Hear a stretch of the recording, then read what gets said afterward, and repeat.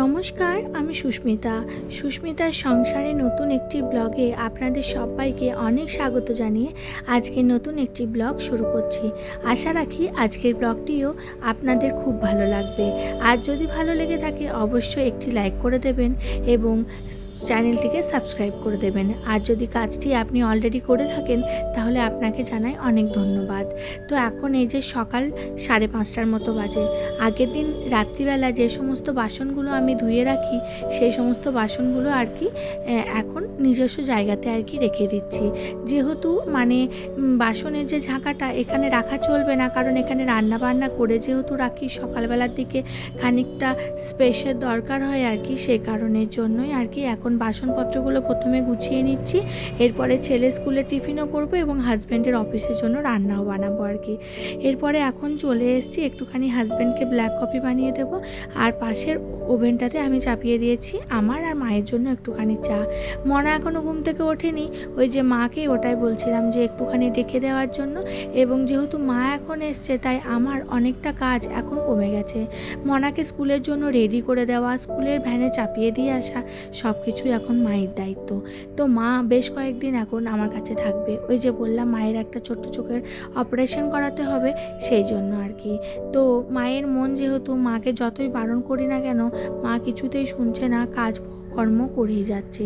বলছে সোমবার থেকে তো কিছুই করতে পারবো না, তো তার আগে পর্যন্ত তোরা একটু হেল্প করে দিই। একার সংসার তুই বা কত করবি, কোনো হেল্পিং হ্যান্ড নেই, কিছু না। তো ওই যে মায়ের মন তো কিছুতেই মানতে চায় না, নিজের সন্তানদের কষ্ট তারা কিছুতেই দেখতে পারে না, এই আর কি। তো সকাল সকাল এই যে মা বেটি এক কাপ করে চা করে নিলাম।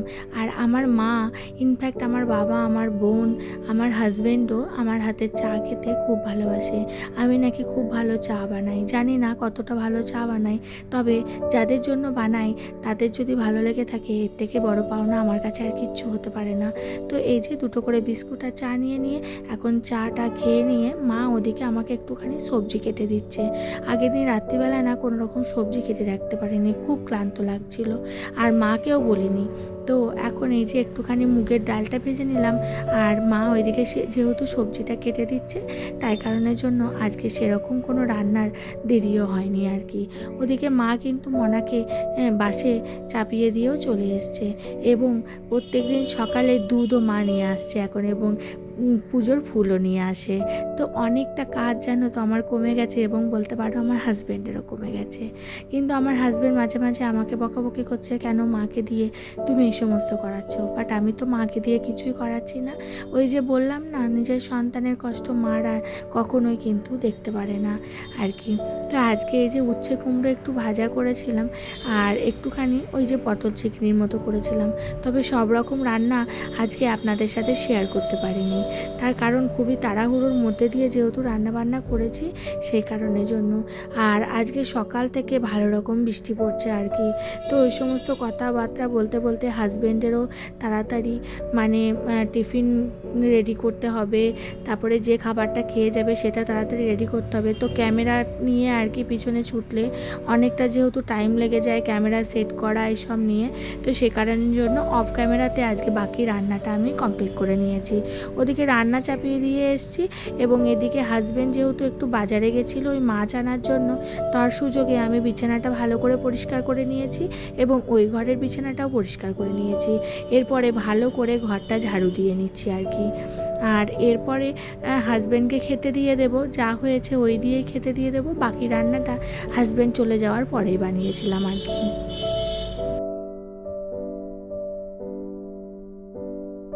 তো বন্ধুরা, আপনারা কোত্থেকে আমার ব্লগ দেখছেন অবশ্যই কমেন্ট বক্সে জানাবেন। আমিও জানতে চাই আপনারা কোথায় কোথায় থেকে আমার ব্লগ দেখছেন এবং আমার ব্লগ কত দূর অবধি পৌঁছেছে। তো আপনারা যদি কমেন্ট বক্সে জানান আমি কিন্তু খুব খুশি হব। তো এরপরে আর কি রান্না বান্না পুরো কমপ্লিট, ওদিকে হাজব্যান্ডও চলে গেছে অফিসে। তো এখন চলে এসেছি আমি গ্যাসের ওভেনটা ভালো করে পরিষ্কার করে নেওয়ার জন্য আর কি। তো এখন এই যে একটুখানি লিকুইড দিয়ে আর কি গ্যাসের ওভেনটা প্রথমে ভালো করে মেজে নিচ্ছি। এরপরে আর কি ওই যে মানে মাল্টিপারপাস যে ক্লথগুলো হয় সেই সব দিয়ে আর কি ভালো করে গ্যাসটা পরিষ্কার করে নেব। আমি ওয়েট টিস্যু ব্যবহার করি না বা ওয়াইপসগুলো ব্যবহার করি না। আমি মাইক্রোফাইবার যে ক্লথসগুলো হয় ওইগুলো ব্যবহার করতে বেশি পছন্দ করি। তার কারণ আমার মনে হয় ওয়াইপসের থেকেও আমার ওই মাইক্রোফাইবার ক্লথসগুলো দিয়ে যেন বেশি গ্যাসের ওভেন থেকে কাউন্টার টপ সব কিছু যেন আমার মনে হয় বেশি ভালো পরিষ্কার হয়। তবে নিজস্ব চয়েস। আপনাদের যদি মনে হয় যে ওইটা দিয়ে আপনাদের বেশি কমফোর্টেবল লাগছে, অবশ্যই আপনারা ব্যবহার করতে পারবেন। মানুষ যেহেতু আলাদা, তাই তাদের পছন্দ, তাদের কমফোর্টেবল সব কিছুই কিন্তু আলাদা হতে পারে। তো প্রথমে আমি গ্যাসের ওভেনটাকেও ভালো করে পরিষ্কার করে নিয়েছি এবং তারপরে গ্যাসের উপরের যে দেওয়ালটা আছে সেটাও প্রত্যেক দিন আমি একটুখানি লিকুইড দিয়ে এবং কাউন্টার টপটাও লিকুইড দিয়ে ভালো করে পরিষ্কার করে নিই। রান্না করে নেওয়ার পরে এই যে প্রথমে গ্যাস ওভেন কাউন্টার টপ ভালো করে আমি পরিষ্কার করে নিই, এর মধ্যেও শান্তি পৃথিবীতে আমি আর কোথাও খুঁজে পাই না। আর এই যে এখন যে আমি রান্নাঘর আর গ্যাসের ওভেন সব পরিষ্কার পরিচ্ছন্ন করে নিলাম, এরপরে বিকেলের দিকে বা রাত্রিবেলার দিকে যখন আমি রান্না করব তখন কিন্তু আমার কোনো রকম এনার্জি লেস লাগবে না। আমার কাজের মধ্যে একটা আলাদাই এনার্জি কাজ করবে। তো প্রথমে রান্নাঘরটা মুছে নেওয়ার পরে এখন এই যেগুলো বাসন কটা আর কি পড়েছিল, ওই হাজব্যান্ড খেয়ে গেছে, তারপরে রান্না বান্না করার পরে যে সমস্ত বাসন পড়েছিল সেইগুলো এখন আর কি ভালো করে মেজে নিয়ে ধুয়ে রেখে দেবো। কারণ রান্নাঘর পরিষ্কার হয়ে গেছে, এদিকে বেসিন ভর্তি বাসন থাকলে একদমই ভালো লাগে না। আর এরপরে আমি ঘর মুছে সোজা চলে যাব হচ্ছে স্নানে।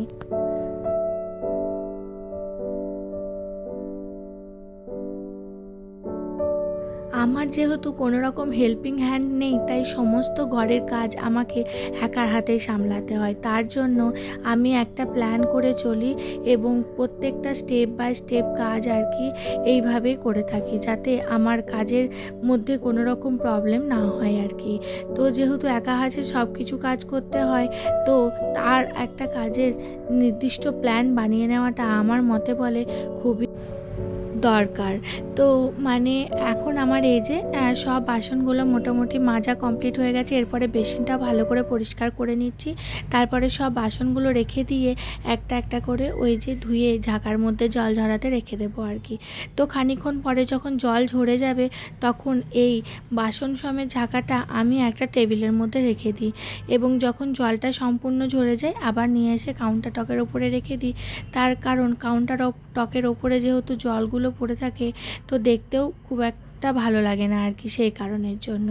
আর আজকে বেশ অনেক কটাই বাসন বলতে পারো জমা হয়েছিল। সকাল থেকে সেরকম কোনো রকম বাসন আজকে ধোয়ার সেরকম সুযোগ হয়ে ওঠেনি।